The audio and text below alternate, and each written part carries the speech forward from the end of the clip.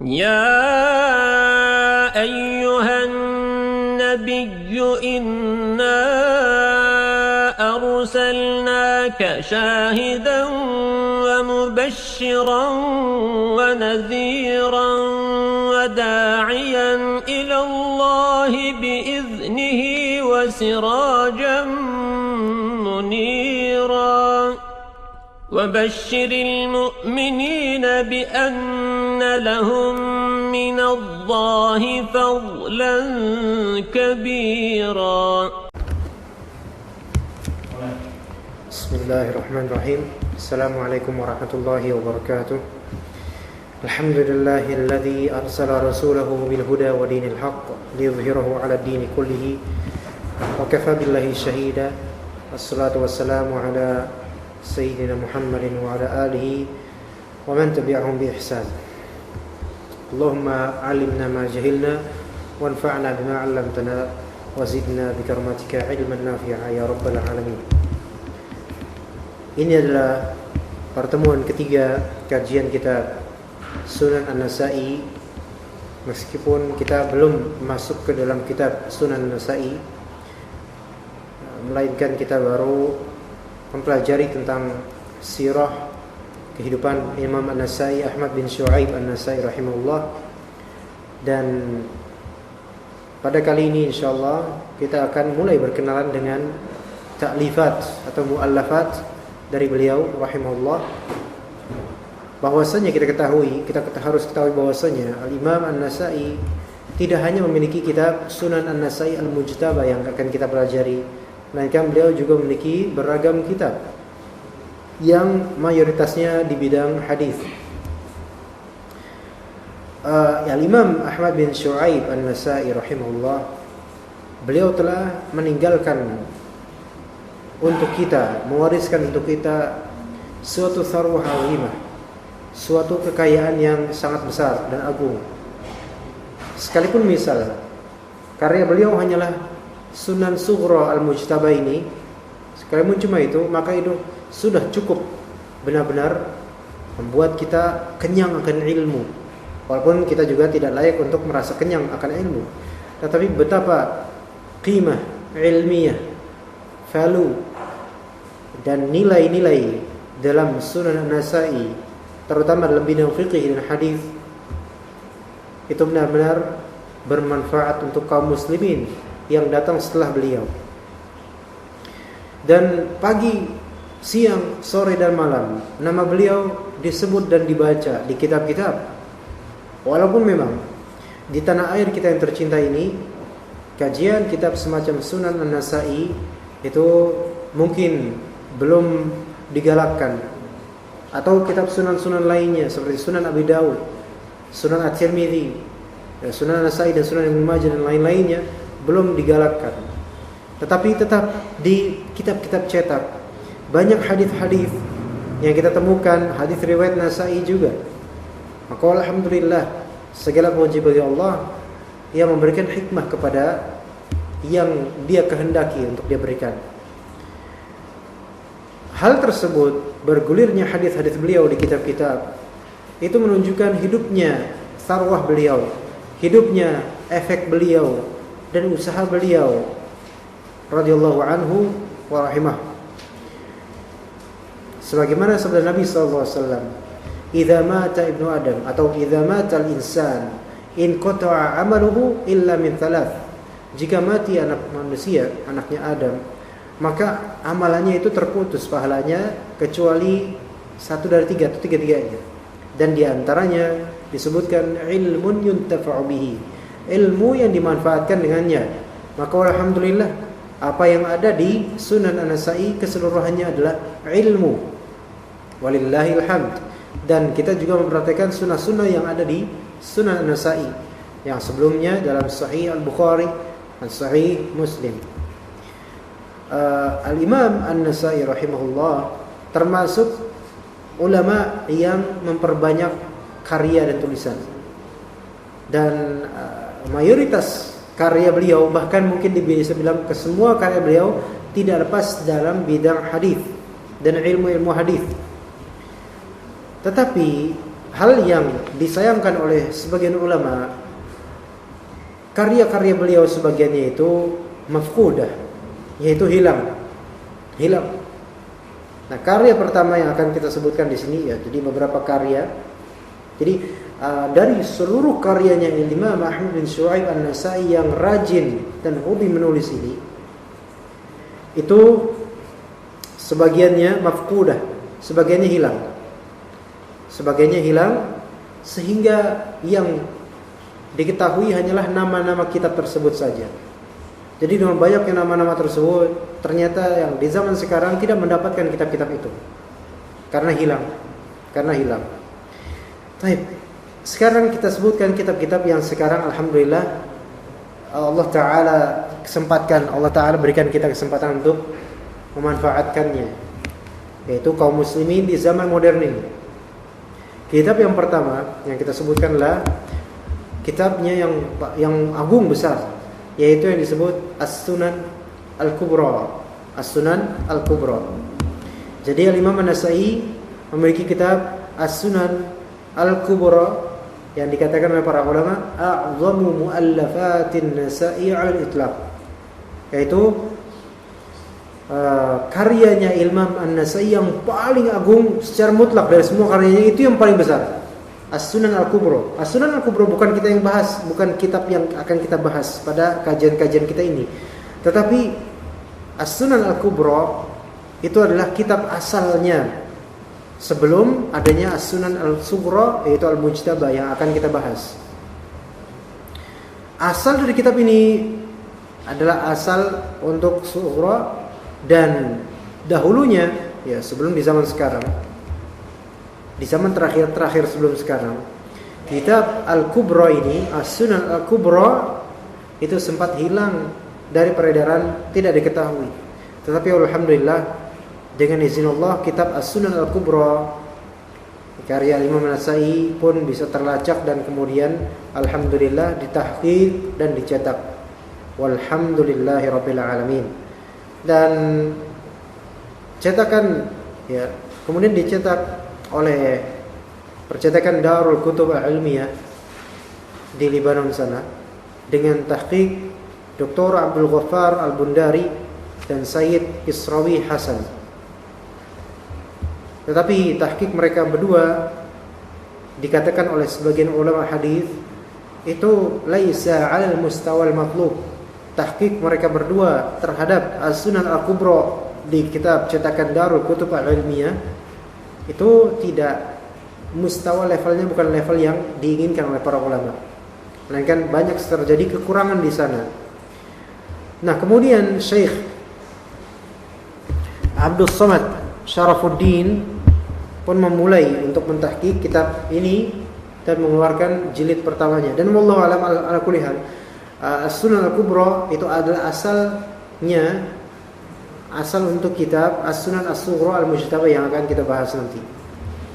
Kitab kedua adalah As-Sunan As-Sughra yang disebut Al-Mujtaba. Ini kitab yang agung juga yang akan kita pelajari insyaallah. Imam An-Nasa'i rahimahullah meringkas kitab As-Sunan Al-Kubra dan diringkas kemudian ditambahi dengan beberapa tambahan, namun tidak seberapa banyak jika dibandingkan tentu dengan yang diringkas, dan dijadikan menjadi kitab Al-Mujtaba. Dan ukurannya itu setengahnya Al-Kubra. Beliau meringkas kitab ini di akhir hayat beliau rahimahullahu ta'ala. Dan kitab As-Sunan As-Sughra ini atau Al-Mujtaba inilah yang kemudian menjadi karya Imam An-Nasa'i yang paling masyhur, karena memang peringkasan kitab ini yaitu menjadi Al-Mujtaba atau As-Sughra itu tidak main-main. Beliau mentahqiq dan mentahrir benar-benar supaya apa yang ada di dalam kitab As-Sughra ini atau Al-Mujtaba ini itu semuanya adalah hadis yang sahih. Oleh karena itu para ulama atau sebagian ulama mengatakan semua hadis di Sunan An-Nasa'i adalah hadis yang sahih. Itu kata sebagian ulama rahimahumullah taala. Kemudian Ada juga kitab beliau, karya beliau lainnya seperti Khasaisu Ali bin Abi Thalib atau Fadailu Ali bin Abi Thalib, yaitu berbicara tentang kekhususan Ali bin Abi Thalib, yang kemudian sebagian ulama beristinbat dari itu, salah satunya bahwasanya Imam An-Nasa'i ini ada sedikit sisi tasyayyu'nya, ya. Sebagaimana dikatakan oleh Al-Hafidz Az-Zahabi. Namun hal seperti ini dibantah oleh sebagian ulama, wallahu taala a'lam. Tetapi meskipun ada sisi tasyayyu', maka tidak bisa disamakan dengan tasyayyu' sekarang. Beda dengan di zaman beliau rahimahumullah. Kemudian yang keempat, beliau juga mempunyai kitab tafsir khusus untuk tafsir. Yang kelima, beliau punya kitab Al-Jumu'ah. Keenam, beliau punya kitab Fadailus Sahabah atau Manaqibus Sahabah. Yang ketujuh, beliau punya kitab Fadailul Quran. Yang kedelapan, beliau punya kitab Amalul Yaumi wal Lailah. Semua kitab-kitab yang disebutkan tadi tentang khususan Ali bin Abi Thalib, tentang tafsir, tentang Jumu'ah, tentang fadilah sahabat, tentang fadilah Quran, kemudian Amalul Yaumi wal Lailah, awalnya semua kitab ini itu ditulis oleh beliau itu secara independen, yaitu masing-masing adalah kitab, satu kitab. Tafsir kitab sendiri, Jumu'ah kitab sendiri, Manaqibus Sahabah kitab sendiri, Fadailul Quran kitab sendiri, Amal Yaumi wal Lailah kitab sendiri, Khasaisu Ali bin Abi Thalib kitab sendiri. Kemudian beliau pun setelah itu, ini di akhir hayatnya, beliau memasukkan kitab-kitab tersebut ke As-Sunan Al-Sughra atau Al-Mujtaba ini. Ya, jadi Al-Mujtaba ringkasan dari As-Sunan Al-Kubra, dan kemudian ditambahkan oleh Imam An-Nasa'i beberapa bab atau kitab, di antara kitab-kitab yang tadinya independen. Wallahu taala alam. Baik, ala kulli hal masih banyak yang perlu, yang tadinya kita ingin sebutkan kitab-kitabnya Imam An-Nasa'i, tetapi karena waktunya juga tidak begitu panjang, maka kita melanjutkan ke permasalahan tahqiq ismil kitab, yaitu tahqiq, pentahkikan, ya, nama kitab ini. Manakah nama kitab yang benar? Apakah disebut As-Sunan As-Sughra atau Al-Mujtaba? Baik. Masyhur di kalangan ahli hadis, kitab An-Nasa'i yang kita pelajari ini insyaallah itu dengan dua nama. Imma dia disebut dengan Al-Mujtaba, imma dia disebut dengan As-Sunan As-Sughra. Ya, imma disebut dengan Al-Mujtaba, imma disebut dengan As-Sunan As-Sughra. Pertama kita bahas tentang penyebutan Al-Mujtaba.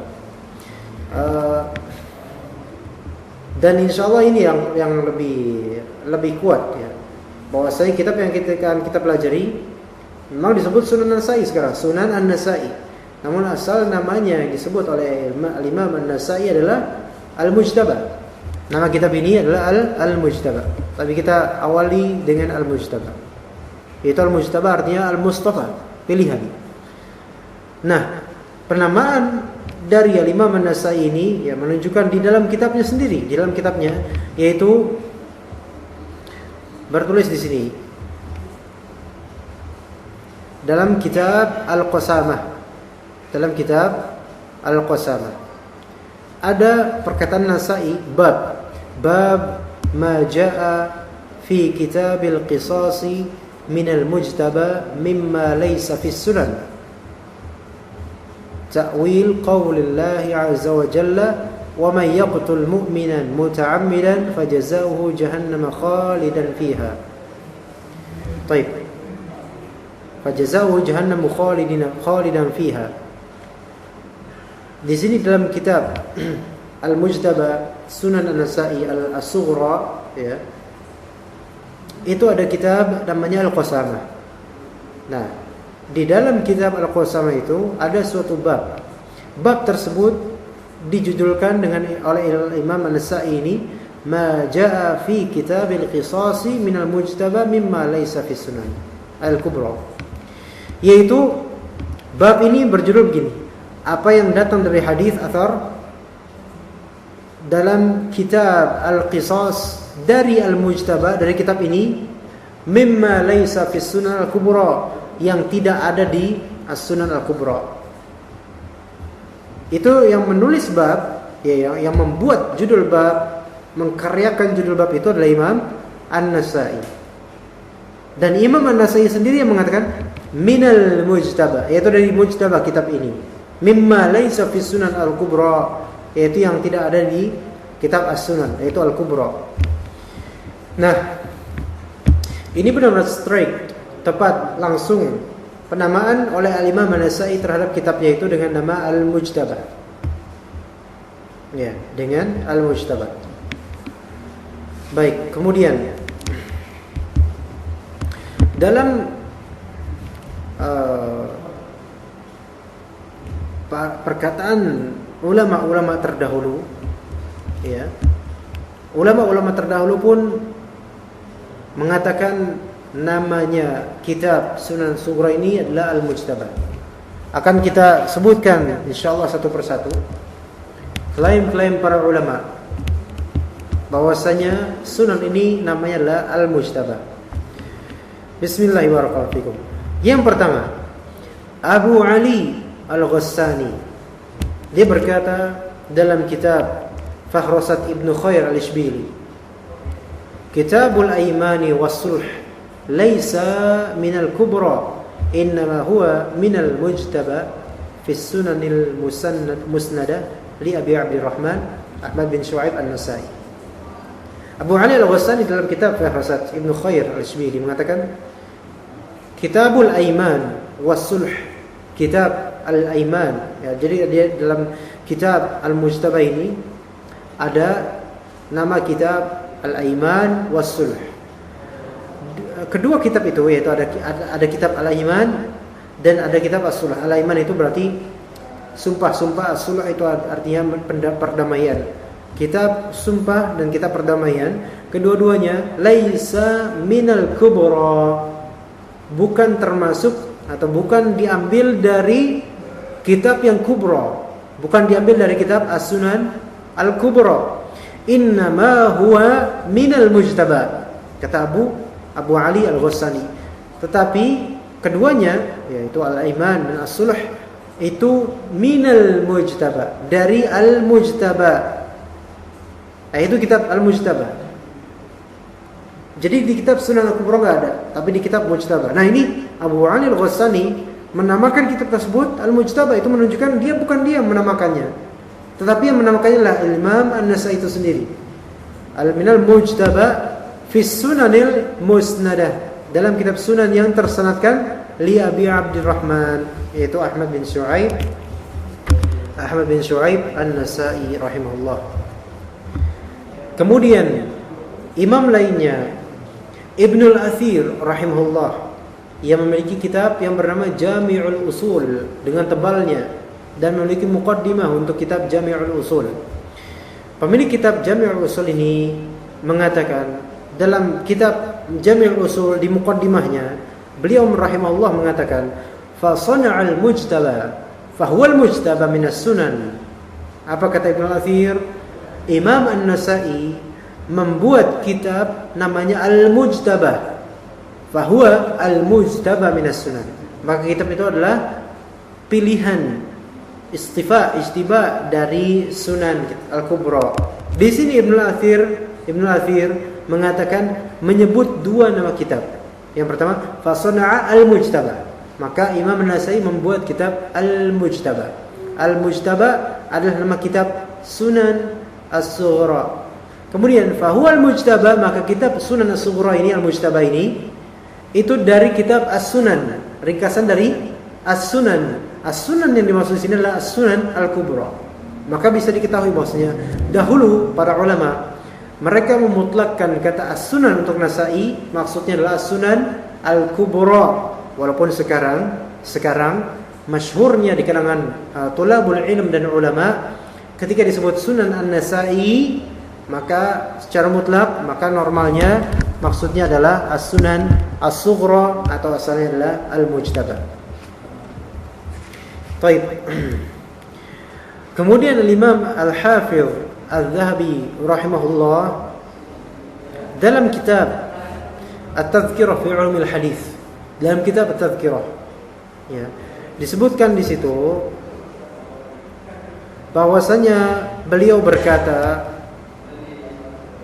sami'tu, dan juga dalam kitab Siyar A'lam Nubala, sami'tu al-mujtaba minas sunan kullihi, atau sami'tu al-mujtaba minas sunan kullahu min tariqi Abi Zur'ah al-Maqdisi. Saya mendengar al-mujtaba dari sunan, yaitu di sini berarti kitabnya adalah apa? Al-Mujtaba. Yang mana kitab tersebut adalah yang disifati juga dengan mujtaba, yaitu pilihan dari kitab Sunan Kubra. Semuanya kitab mujtaba, yaitu semua dari kitab awal sampai akhir dari jalur Abu Zur'ah al-Maqdisi. Itu adalah katanya siapa? Al-Hafidh Adz-Dzahabi. Tapi itu para ulama mengatakan namanya lah mujtaba. Namun ada juga yang mengatakan bahwasanya nama kitab di sini, nama kitabnya adalah bukan al-mujtaba, melainkan as-sunan as-sughra. As-sunan as-sughra. Ketika misalnya sebelumnya Imam An-Nasa'i menulis kitab yang besar As-Sunan Al-Kubra, maka yang ini adalah beliau menamakannya As-Sunan As-Sughra.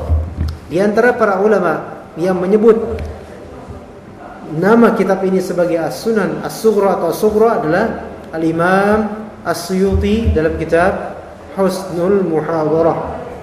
Dalam kitab Husnul Muhadarah, Imam Suyuti berkata, lahu minal musannafat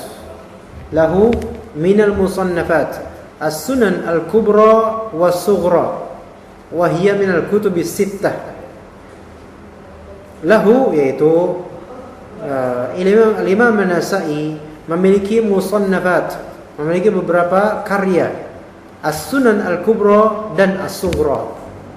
Dan dia, yaitu kitab as-sughra ini adalah termasuk dari kitab Kutubus Sittah. So di sini Imam As-Suyuti menyebut as-sughra, enggak disebut lahu minal musannafat as-sunan al-kubra wal mujtaba, enggak, tapi as-sunan al-kubra was-sughra. Baik. Begitu juga dengan Syekh Ibnul Imad Al-Hanbali dalam kitab Syadharat Adz-Dzahab fi Akhbar Man Dzahab. Dalam kitab tersebut beliau menyebut bahwasanya nama Sunan Nasa'i ini adalah As-Sunan As-Sughra. Baik, kemudian juga di sini Al-Kattani dalam kitab Al-Arsal Al-Mustatrifah menyebut wal muradu bis sunan hiya al-sughra 'inda al-itlaq. Dan dimaksud dari kitab As-Sunan untuk Nasa'i itulah kitab As-Sughra 'inda al-itlaq. Tetapi begini, sebenarnya tidak ada ta'arud, tidak ada pertentangan antara dua nama, baik Al-Mujtaba maupun Sunan As-Sughra. Ya. Nah, kenapa? Karena penamaan Sughra, orang-orang yaitu para ulama menamakan ini Sughra, itu sebenarnya adalah pensifatan untuk kitab, bukan untuk penamaan. Ya. Jadi pada akhirnya kita sama-sama mengakhiri perdebatan dengan menyebut nama kitab itu adalah Al-Mujtaba. Sedangkan nama As-Sunan As-Sughra itu bukan merupakan nama asli, melainkan itu sebutan. Kenapa? Karena melihat hajm dan ukurannya yang kecil dibandingkan dengan Al-Kubra, atau lebih kecil dibandingkan dengan Sunan Al-Kubra. Ya, Sunan As-Sughra itu setengahnya Sunan Al-Kubra. Maka disebut di sini As-Sughra. Ya. Dan isim hakikinya, nama aslinya adalah Al-Mujtaba. Al-Mujtaba. Baik, kemudian siapakah yang menulis, maksudnya siapa yang membuat Al-Mujtaba ini? Apakah Imam An-Nasa'i itu sendiri, atau perawinya, atau Ibnu Sunni, Abu Bakar Ibnu Sunni? Jadi begini, sebenarnya kitab Al-Mujtaba ini karya Imam An-Nasa'i atau karya Ibnu Sunni. Nah, itu pun diperdebatkan oleh sebagian ulama. Walaupun jumhur mengatakan, ya tentu yang kita ikuti As-Sunan Al-Sughra atau Al-Mujtaba ini adalah karyanya siapa? Al-Imam Abu Abdurrahman Ahmad bin Syu'aib An-Nasa'i. Ini jumhur ulama mengatakan begitu. Yang dulu sampai sekarang bahwasanya al-mujtaba itu adalah amalan, adalah hasil usaha dari An-Nasa'i, yaitu bahwasanya dialah yang meringkas kitab, meringkas dari Sunan Kubronya beliau, bukan Ibnu Sunni, melainkan Ibnu Sunni itu adalah perawi, yaitu yang menjadi murid beliau, menjadi murid Imam Nasa'i, meriwayatkan kitab Al-Mujtaba ini, kemudian Ibnu Sunni meriwayatkan kepada murid setelahnya. Ya. Nah, ini jumhur ulama mengatakan seperti itu, bahwasanya penisbatan Sunan As-Sughra atau Al-Mujtaba itu harus kepada Imam An-Nasa'i. Tetapi Al-Hafidh Al-Zahabi berpendapat lain. Al-Hafidh yaitu Al-Imam Al-Zahabi berpendapat bahwasanya Al-Mujtaba itu bukanlah karya asli Imam An-Nasa'i, melainkan itu adalah karyanya muridnya yaitu Ibnu Sunni. Makanya Al-Imam Al-Zahabi dalam kitab Siyar A'lam An-Nubala jilid ke-14 menyebutkan, mensifati Al-Mujtaba ini, balil mujtaba ikhtiyaru ibn Sunni. Kitab Al-Mujtaba adalah ikhtiarnya Ibnu Sunni, adalah usahanya Ibnu Sunni. Kemudian dalam kitab At-Tadhkirah dikatakan dalam terjemahan Ibnu Sunni oleh Az-Zahabi, Ibnu Sunni itu bagaimana? Kana Ibnu Sunni dayyinan khayran saduqan ikhtasara sunan wa sammahu Al-Mujtaba. Apa kata beliau? Ibnu Sunni, Abu Bakar Ibnu Sunni adalah seorang dayyinan, agamawan yang baik agamanya, khairan, orang yang sangat baik, saduqan, berkejujuran, terpercaya, ikhtasara sunan, meringkas kitab Sunan. Ya, Sunan di sini maksudnya adalah As-Sunan Al-Kubra, meringkas kitab As-Sunan Al-Kubra karya gurunya Al-Imam An-Nasa'i wa sammahu Al-Mujtaba. Dan Ibnu Sunni menamakan kitab hasil ringkasannya adalah Mujtaba. Itu kata siapa? Kata Imam Az-Zahabi rahimahullah ta'ala. Kemudian Imam Az-Zahabi punya murid namanya Tajuddin As-Subki. Nah, Tajuddin As-Subki memiliki kitab Tabaqat Asy-Syafi'iyah Al-Kubra. Dan jilid ketiga dalam Tabaqat Asy-Syafi'iyah Al-Kubra ini dikatakan oleh Tajuddin As-Subki dalam terjemah Ibnu Sunni, sannafa fil qana'ati wa fi 'amal al-yawmi wal lailah wa ikhtasara Sunan An-Nasa'i. Coba di sini lihat, Ibnu Sunni menulis kitab tentang Al-Qana'ah dan kitab tentang Amal Yaumi wal Lailah, dan kemudian beliau mengikhtisar, meringkas Sunan An-Nasa'i, yaitu maksudnya Sunan Al-Kubra, diringkas oleh Ibnu Sunni menjadi Al-Mujtaba. Itu kata siapa? Kata Imam Tajuddin As-Subki rahimahullah ta'ala. Kemudian juga Ibnu Nasiruddin mengatakan, ya, diriwayatkan oleh Ibnu Imad dalam kitab Syadharat Al-Dhahab jilid ketiga, Ibnu Sunni ikhtasara Sunan An-Nasa'i wa sammahu Al-Mujtaba. Ibnu Sunni meringkas kitab Sunan An-Nasa'i Al-Kubra dan menamakannya dengan Al-Mujtaba. Tetapi klaim-klaim mereka ini rahimahumullah jami'an, dari Imam Zahabi, dari Tajuddin As-Subki, dari Ibnu Nasir Ad-Din, itu semua kurang kuat. Yang lebih kuat adalah bahwasanya Sunan An-Nasa'i Al-Sughra itu adalah karya Al-Imam An-Nasa'i dan usaha beliau. Adapun Ibnu Sunni itu hanyalah perawi kitab Al-Mujtaba, bukan